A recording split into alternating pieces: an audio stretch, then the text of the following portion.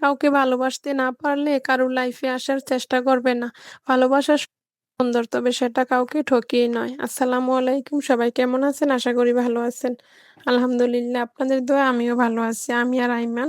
বাড়িতে আমার ননদরা আছে, মেহমান আছে অনেক। তো ভাবলাম যে একটু ফাঁকে আমার শ্বশুরের মরিচ খেতে একটু যাই।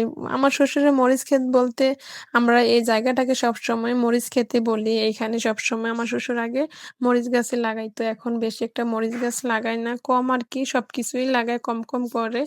ও এখন কুমড়া গাছগুলোই বেশি লাগায়। তো আমার এইগুলা দেখতে না অনেক বেশি ভালো লাগে। খাইতে যেমন মজা লাগে না, দেখতে অনেক বেশি ভালো লাগে। দেখার পরে আমার ভিডিওটা যখন আপনাদের চোখে পড়বে না, সবাই মাশাআল্লাহ বলবেন। অনেক বেশি ভালো লাগে। দেশি টমেটোগুলা, টকগুলা তো অনেক বেশি ভালো লাগে।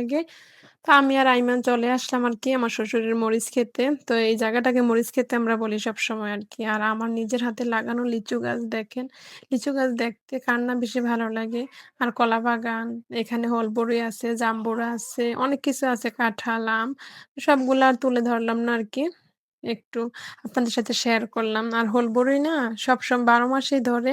যখন সিজন তখন একটু বেশি ধরে। মাশাআল্লাহ বলবেন দেখার পরে। এখনো হলবড়ি আছে। কিছুদিন পরে পারলে আপনারা দেখতে পারবেন। এখানে আনাজি কলা, চাম্পা কলা, বাংলা কলা আছে।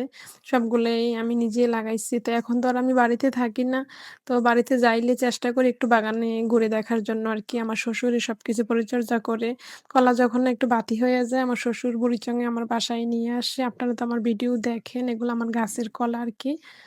আর এই ক্ষেতটা আছে না, আমার শ্বশুরে নিজে লাগাইছে মিষ্টি আলু। মিষ্টি আলু তো অনেক বেশি ভালো লাগে। আর সূর্যটা বিকালের অনেক বেশি ভালো লাগলো। তাই আপনাদের সাথে শেয়ার করলাম। পেঁপেগুলা, এখানে সিম গাছ আছে। আইমান তো আমার সাথেই আছে। তো ওরা একটু পরে আসলো। আসার পরে দেখলো যে আরে কাকি ভিডিও বানাইছে, বলতেছে ওরা আমার ক্যামেরার বাহিরে আছে।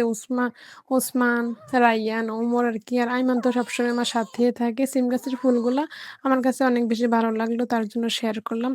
আল্লাহ হাফেজ।